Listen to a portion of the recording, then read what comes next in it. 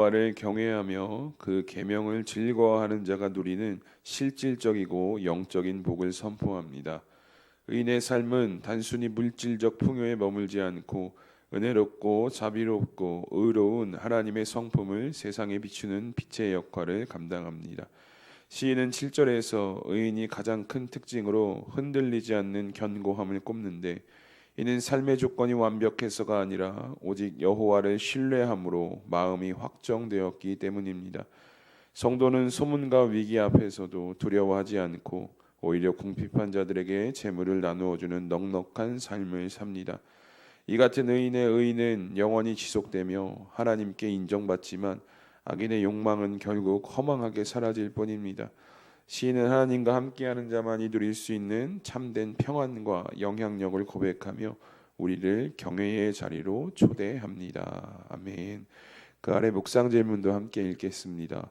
마음을 불안하게 하는 흉한 소문 앞에서 하나님을 신뢰함으로 새롭게 정해야 할 마음의 태도는 무엇입니까? 오늘 우리가 함께 읽은 시편 112편은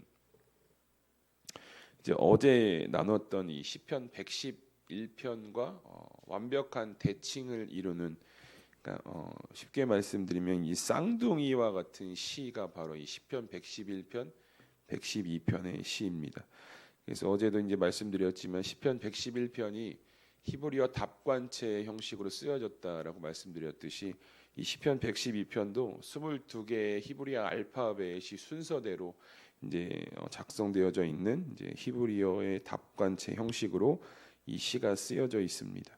이 시편 111편에서 이제 하나님의 성품과 그분이 행하셨던 위대한 일을 기억하고 찬양하자라고 이제 시편 기자가 고백을 했다면, 그러면 이 112편에 와서는 어떤 내용이 기록되어져 있냐면, 그 하나님의 일하심을 기억하고 경외하는 삶을 사랑하는 자들이 삶 속에서 어떤 실제적인 복을 누리게 되는가에 대한 이야기가 이 시편 112편에 담겨 있습니다. 그렇다면 여호와를 경외하는 자가 누리는 복이 무엇인가? 오늘 본문에서는 아주 실제적으로 우리에게 말씀을 하고 있는데요. 그 전에 먼저 확인해 봐야 될 것이 바로 1절의 말씀입니다.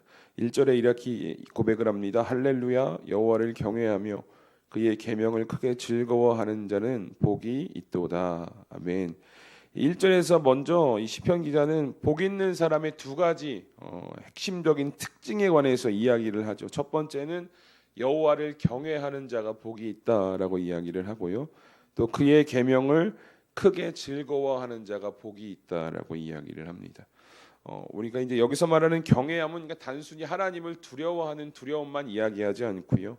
하나님을 향한 거룩한 존경과 또 하나님을 향한 사랑이 담겨져 있다라는 것을 발견하게 됩니다.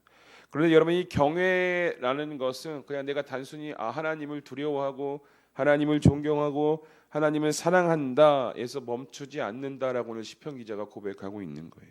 하나님을 경외하는 자에게 나타나는 삶의 반응이 무엇이냐? 그의 계명을 크게 즐거워하게 된다라는 것입니다. 그냥 말씀을 듣고 말씀을 행하는 삶은 막 억지로 마지못해서 우리가 어디 끌려가듯이 지켜가는 율법주의가 아니라 경외하는 자들에게 비롯된 말 그대로 듣는 것이 기쁘고 순종하는 것이 기쁨으로 고백되어지는 상태가 이제 경외하는 자들이 그런 상태로 나아가게 된다라는 것입니다. 그래서 그의 계명을 크게 듣고 즐거워하는 것은 아무나 할 수 있는 것이 아니라 하나님을 온전히 경외할 때 우리의 삶에서 자연스럽게 일어나게 된다라는 것이죠.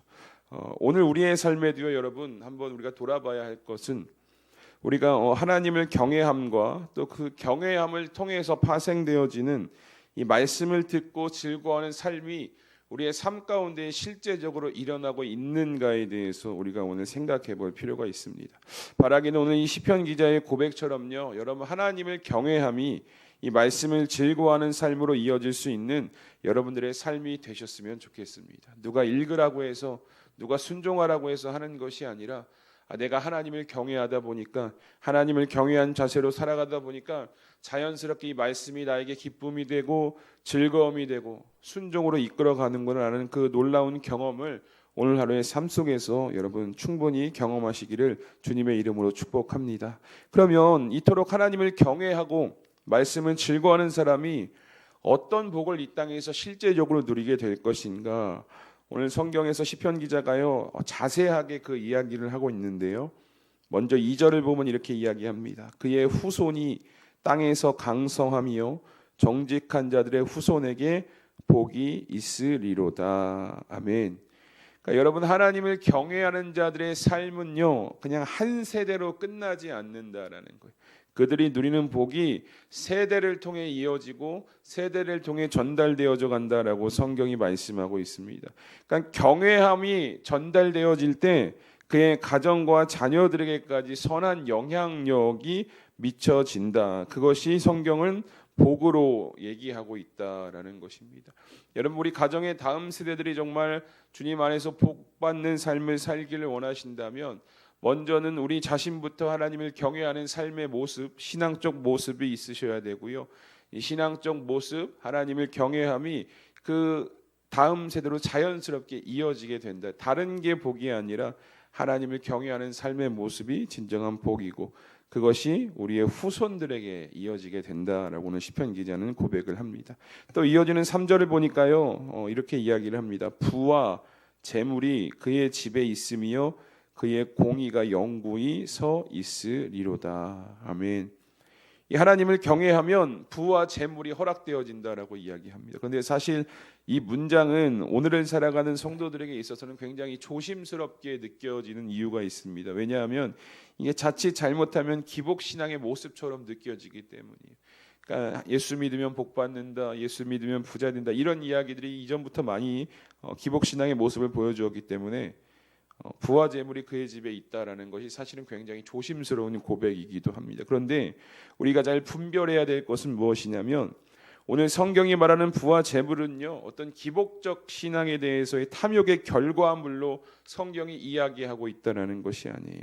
그냥 하나님 안에서 경외하며 바르게 살아가기 시작하면 하나님께서 주어지는 안전과 풍성한 삶을 경험케 된다라고 오늘 성경이 우리에게 말씀하고 있는 것입니다. 그리고 그 은혜로 얻은 재물들은 어떻게 사용이 되어지느냐? 공의롭게 우리의 이웃을 위해서 나누는 삶으로 자연스럽게 이어지게 될 것이다 라고 성경은 말씀하고 있습니다. 그러니까 부와 재물이 목적이 아닌 거예요. 우리가 여호와를 경외하는 삶이 부와 재물이 목적이 아니라 주신 은혜를 받고 그 받은 은혜를 나누는 삶으로 이어지는 것이 목적이다라고 오늘 시편 기자는 고백을 하고 있는 것이죠. 그리고 이어지는 세 번째 복은 4절에 이렇게 고백을 합니다. 정직한 자들에게는 흑암 중에 빛이 일어나나니 그는 자비롭고 긍휼이 많으며 의로운 이로다. 아멘. 인생을 살아가다 보면 누구나 예상치 못한 흑암을 만나게 된다라고 이야기합니다. 정직한 자들도 흑암을 만나고 여호와를 경외하는 자들도 여기서 예외가 아니다라는 것이죠. 고난과 시련의 밤을 지나갈 때가 있다라는 거예요. 그러나 중요한 것은 뭐냐? 그 고난과 시련의 밤, 캄캄한 흑암 속을 지나갈 때 여호와를 경외하는 자들은 하나님께서 그들을 기억하시고 반드시 구원의 빛과 소망의 비로 인도하시는 그 놀라운 은혜의 역사, 복을 허락해 주신다라고 오늘 고백을 하고 있죠. 그리고 네 번째 복은 6절에 이렇게 이야기합니다. 그는 영원히 흔들리지 아니하며 의인은 영원히 기억되리로다. 아멘. 오늘 제목이 흔들리지 않는 복입니다. 그래서 오늘 이 말씀이 6절의 말씀이 오늘 이 성경 본문에서 어떻게 보면 핵심적으로 우리가 고백할 수 있게 되는데 세상이 각양각색의 흉한 소문과 불안 요소 때문에 매일같이 흔들릴지라도 하나님을 신뢰하고 하나님을 경외하는 성도들의 삶은 절대로 세상의 소문과 불안 가운데에 흔들리지 않는다라고 성경이 고백을 합니다. 왜 흔들리지 않느냐? 우리가 이번 주 말씀 가운데도 함께 나눴지만 여호와께 깊이 뿌리를 내린 자들이기 때문에 흔들리지 않는 거예요. 세상에 뿌리를 내리고 환경에 뿌리를 내리면 작은 소문에도 불안에도 우리의 삶이 매일같이 흔들릴 수밖에 없지만 여호와께 깊이 뿌리를 내린 자, 즉 여호와를 경외하는 자들은 여러분 생각해 보십시오. 창조주고 전능하신 하나님께서 이 세상 일로 흔들릴 이유가 무엇이 있겠습니까? 하나님은 절대로 흔들리지 않는 견고한 요새와 같으신 분이시거든요. 그런데 그 요새와 같으신 하나님께 뿌리를 내린, 즉 그 하나님을 경외하는 자들 역시요 그렇기 때문에 세상의 흉흉한 소문 앞에, 불안한 생각 앞에 흔들리지 않고 견고한 뿌리를 내리는 것처럼 그 흔들리지 않을 수 있는 복을 여호와를 경외하는 자가 누릴 수 있다라고 오늘 시편 기자는요 이렇게 고백을 하고 있는 거예요. 네 가지 복을 나열한 시편 기자가요 마지막에 아주 중요한 메시지를 우리에게 하나 전달을 하는데요. 여러분 10절의 말씀을 보니까 이렇게 고백을 합니다. 악인은 이를 보고 한탄하여 이를 갈면서 소멸되리니 악인들의 욕망은 사라지리로다. 아멘. 이 하나님을 경외하는 자들이 누리는 최고의 복이 무엇일까? 말씀을 묵상하는 가운데 이 10절 말씀이 계속해서 마음에 자꾸 남게 됩니다. 이 10절 말씀을 보니까요, 악인들이 썩어 없어지고 흩어진다라고 이야기합니다. 그러면 여러분 반대로 하나님을 경외하는 자들의 삶은 어떻게 될까요? 거룩하게 구별하셔서 하나님께서 붙드신다라는 고백이 남게 됩니다. 마치 애굽에서 10번째 재앙이 내려왔을 때 이 어린 양의 피를 보고 죽음의 사자가 넘어가서 이스라엘 백성들을 철저하게 구별하셔서 구원하셨던 것처럼 오늘 예수 그리스도를 믿는 믿음 안에서 하나님을 경외하는 자세로 살아가는 자들에게는요, 이런 악인이 후에 망하고 소멸되고 멸망당할지라도 하나님께서 특별히 구별하셔서 구원하시는 놀라운 은혜의 역사를 경험케 된다. 이것이 우리가 이 땅 가운데서 누릴 수 있는 최고의 은혜요 복이다라고 고백을 하고 있는 것입니다. 여러분 오늘 말씀을 함께 읽고 나누면서 우리 안에 하나님을 경외하는 삶에 대한 소망이 생기셨으면 좋겠습니다. 그냥 말씀 가운데 또 선포되어지는 메시지 가운데 하나님을 경외하라고 해서 그냥 내가 하나님을 경외해야겠다라는 것이 아니라 하나님을 경외하는 자들에게 얼마나 많은 축복이 이 땅 가운데에서 누릴 수 있는 것이 많은지를 우리가 깨달으시면서 우리의 마음속에 하나님을 경외하는 삶이 소망으로 새겨질 수 있는 그 은혜가 오늘 있으셨으면 좋겠습니다. 그런데 여러분 우리가 생각해 보면 하나님을 경외하는 삶이요 내가 다짐한다고 해서 내가 깨달았다고 해서 이루어지지 않는다라는 거예요. 왜냐하면 그동안 우리가 수많은 다짐과 결단 속에서 나는 하나님을 경외하는 삶을 살아가겠습니다 라고 고백하며 왔지만 돌아보면 어떻습니까? 자주 넘어지고 그렇지 못한 삶을 살아올 때가 많았다는 거예요. 왜 그러느냐? 이게 경외한다라는 것이 우리의 힘으로는 가능하지 않기 때문입니다. 우리가 입술로는 하나님을 경외한다, 하나님을 경외하는 자가 복을 받는다라고 고백하지만 하나님을 경외하는 것은 우리가 하는 것이 아니라 오늘도 우리 안에 함께 하시는 성령 하나님께서 도와주실 때 가능한 일이기 때문에 우리의 스스로가 할 수 없는 거예요. 그래서 우리가 오늘 하루의 삶을 살아가면서 우리가 해야 될 것은 하나님을 경외하는 삶을 간절히 사모하는 마음을 일단 가지셔야 합니다. 그런데 그 사모하는 마음을 통해서 누가 역사하시느냐? 우리 안에 계시는 성령께서, 보혜사 성령께서 우리의 그 마음을 보시고 우리의 삶이 하나님을 경외하는 삶으로 이끌어 가시는 놀라운 은혜를 우리가 삶 가운데서 경험하게 된다라는 것입니다.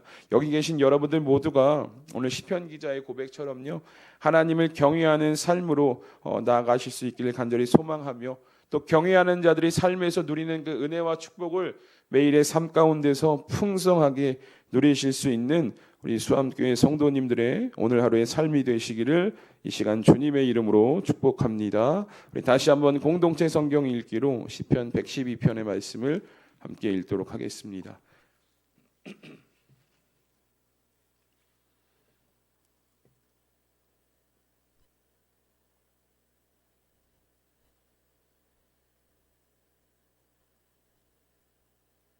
제 112편.